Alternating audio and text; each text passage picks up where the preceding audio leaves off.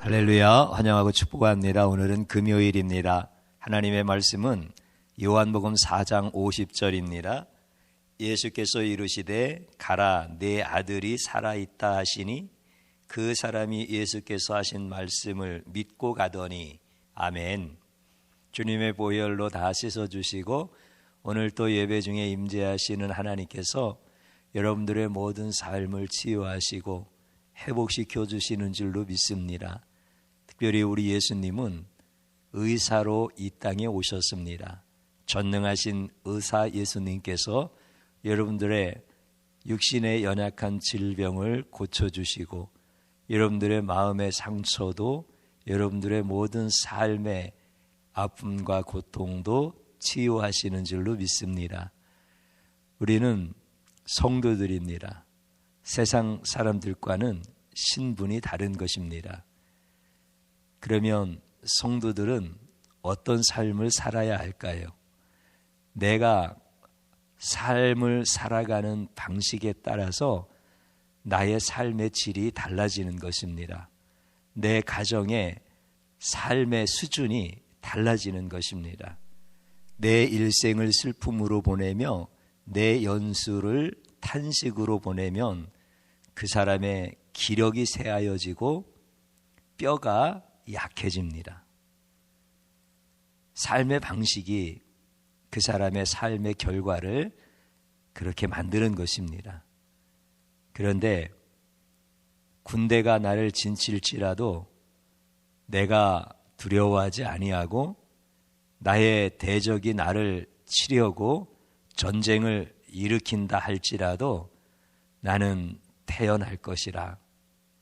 내가 원하는 한 가지는 하나님을 사랑하고 하나님을 사모하는 것이라. 이렇게 살아가는 삶의 방식을 선택하면 하나님은 그를 환난 중에 버려두지 아니하시고 오히려 비밀한 장막에 그를 숨기시고 그를 보호하셔서 그로 하여금 하나님을 찬양하게 하시는 삶을 살게 해주십니다. 성도들은 세상 사람들과의 삶의 방식이 전혀 다릅니다. 그렇기 때문에 성도들은 하나님이 축복하시는 삶의 방식을 선택해야 하나님의 축복이 내 가정 가운데 임하시고 내 자녀들을 축복하시는 하나님을 바라보면서 찬양하고 우리 하나님께 경배와 모든 영광을 돌리는 가장 복된 삶을 사는 것입니다. 성도들의 삶은 어떤 방식으로 살아야 할까요? 오늘 우리가 읽은 본문에 있는 말씀을 보면 왕의 신하가 예수님 앞에 찾아 나옵니다.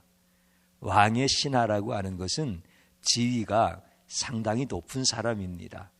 그러니까 권위도 있고 권세도 있지요. 사람들을 만나는 수준이 또 다릅니다. 그렇기 때문에 왕의 신하가 그 당시에 예수님을 찾아 나온다는 것은 쉽지 않습니다. 왜냐하면 예수님은 바리새인, 서기관, 율법사, 제사장 이런 사람들과 예수님은 다른 분이었습니다. 그렇기 때문에 예수님은 그들이 생각할 때 천한 사람이었고 별 볼 일 없는 사람이었고 사람들이 많이 예수님을 따라다니지만 이단의 한 사람처럼 이렇게 취급하고 여기던 이런 예수님이었기 때문에 왕의 신하가 예수님 앞에 나와서 무엇인가를 도움을 청한다는 것은 굉장히 어려운 겁니다. 그런데 왜 나왔을까요? 자기 아들이 병이 들었기 때문에 그렇습니다. 거의 죽게 되었을 때, 그러니까 이렇게 저렇게 다른 방법들을 많이 찾아봤겠지요. 그런데 거의 죽게 되어진 거예요. 그러니까 자기 아들이 죽게 생겼으니까 체면이 뭐가 중요하고 자기의 신분이 뭐가 중요하고 예수님을 사람들이 뭐라고 하든지 이게 뭐가 중요하겠습니까? 그분이 병을 고치신다고 하는 소문을 들었으니까 예수님 앞에 나온 거예요. 그래서 예수님, 거의 죽게 되었습니다. 좀 고쳐주십시오.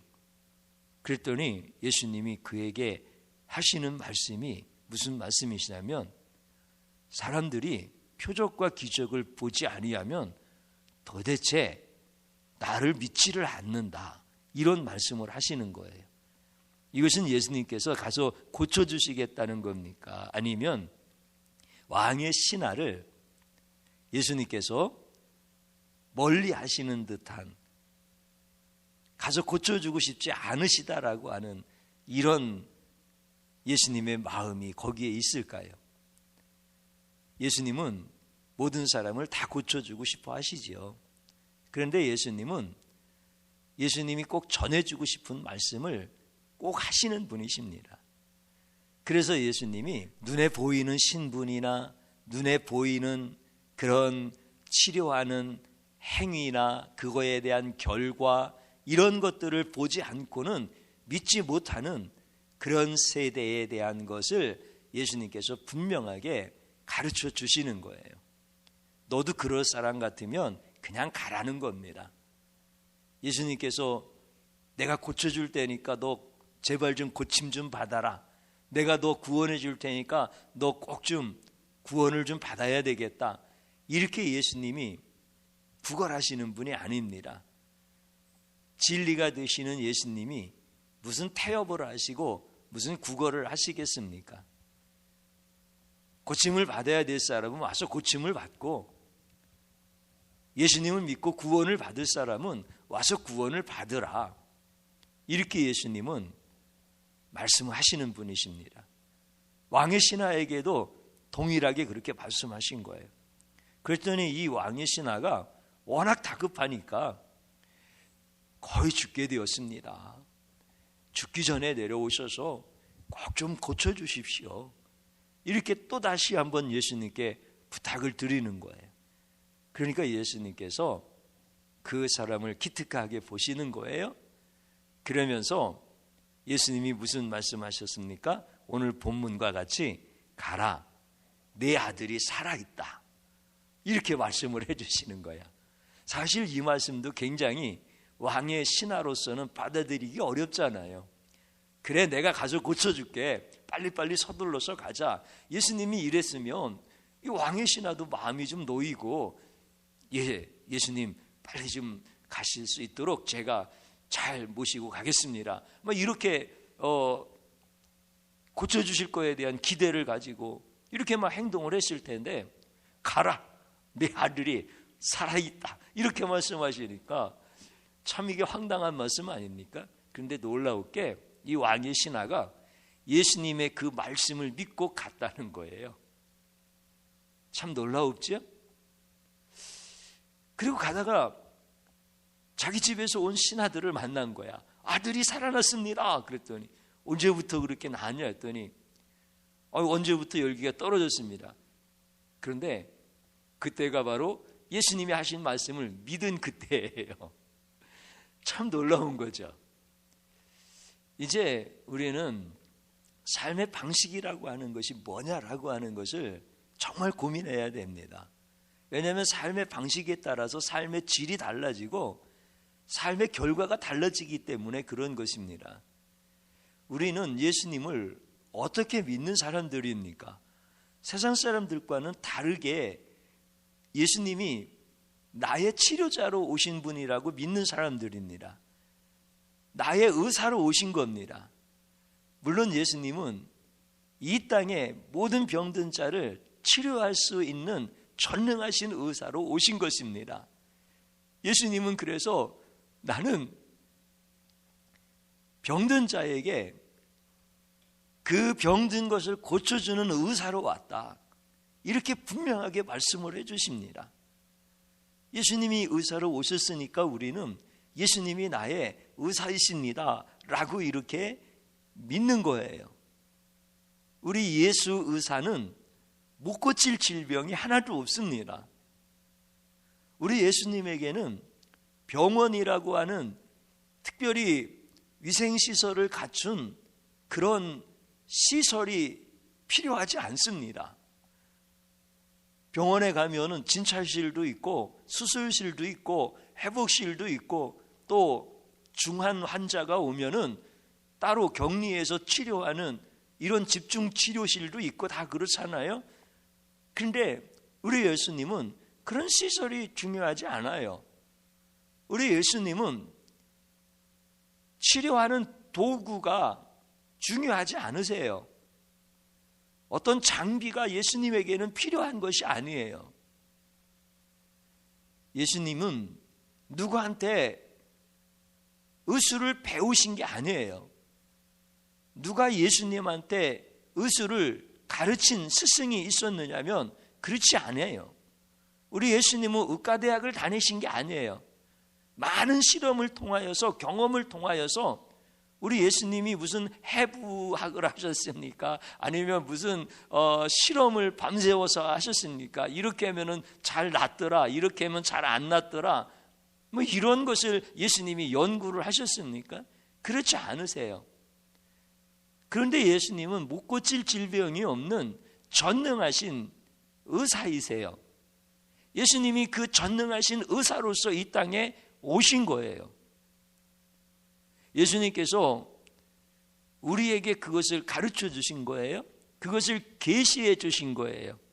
그래서 우리는 예수님이 전능하신 의사이신 것을 분명히 믿고 사는 사람들이에요. 이게 성도들인 거예요. 예수님이 너희들은 도대체 표적과 기사가 보이지 아니하면은 믿지 아니한다라고 말씀하신 이유가 무슨 말씀이십니까?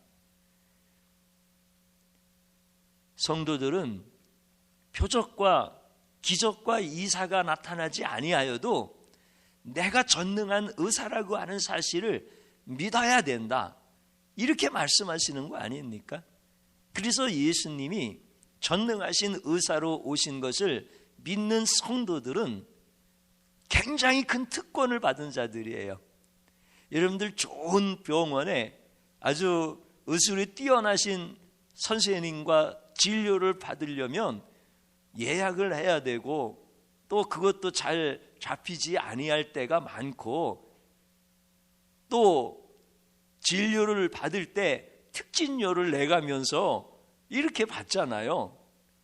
근데 우리에게는 특권이 있는 거야. 못 고칠 질병이 없으신 전능하신 예수님, 그 의사 되시는 분이 언제든지 우리를 치료해 주시는 거니까 우리는 얼마나 큰 특권이 있는지 모르죠. 그래서 예수님이 전능하신 의사로 이 땅에 오셔서 구원받은 하나님의 백성들을 치료해 주시는 거예요. 그러니까 우리는 병이 들었을 때 어떻게 하는 거죠? 세상 사람들은 병이 들으면 의사를 만나서 치료를 받기 위하여 병원에 가는 거예요. 이게 세상 사람들이 살아가는 삶의 방식인 거예요. 그런데 성도들은 삶의 방식이 좀 달라야 된다고 했잖아요. 성도답게 사는 게 뭐예요? 사람들은 자꾸 성도답게 사는 것을 갖다가 착하게 살아야 된다, 계명을 잘 지켜야 된다, 윤리적으로 세상 사람들보다 더 뛰어나야 된다, 이런 것을 성도답게 사는 거라고 이야기합니다.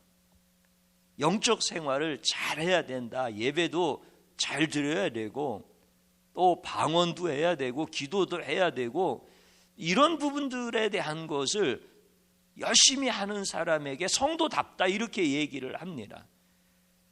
다 틀린 말은 아니지만 그렇다고 다 맞는 말이 아니에요.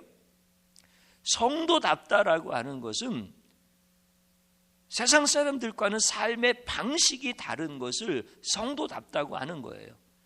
그래서 병이 들었을 때 세상 사람들은 의사 선생님을 만나서 고침을 받으려고 병원에 가는 거잖아요. 근데 성도들의 삶의 방식은 그렇지 않아요. 전능하신 의사로 오신 예수님께서 나를 치료하여 주셨어요. 그러면 병원에는 왜 갑니까? 드레싱하러 가는 거야. 병원에는 찢고 꼬매러 가는 거야. 물론 거기에 의사 선생님이 아주 숙련된 의술을 가지고 드레싱도 해주고 또 찢고 도려내고 꼬매고 뭐 이런 일들을 다 하셔요. 그런데 우리는 예수님이 고쳐주셨고 그분들은 의술이라고 하는 참 좋은 기술을 가지고 우리를 회복시켜 주는데 쓰임받는 분들인 거야. 그러니까 우리는 병원에 갈 때 좋은 의사 선생님 만나야 되는데 그분이 실수하시면 안 되는데 그분이 이거는 못 고치는 병이라고 하면은 그때 어떻게 해야 되나? 그 절망감과 그 두려움 그거 어떻게 감당해야 되나? 그러면서 막 불안하게 두려운 마음을 가지고 병원에 갈 필요가 없단 말이에요. 이거는 세상 사람들이 하는 삶의 방식이고 성도들은 이미 내가 병든 거 주님이 아시고 병의 원인도 아시고 그리고 어떻게 고치시는지도 아시고 그리고 완전하게 다 고치셔서 여기에다가 두실지 아니면 천국으로 데려가실지도 다 결정하시는 분이 바로 전능하신 의사 선생님이신 예수님이신 거야. 그러니까 우리는 예수님이 고쳐주시는 특권을 받은 사람이니까 두려워할 필요가 없는 거야. 불안해서 막 떨 필요가 없는 거야.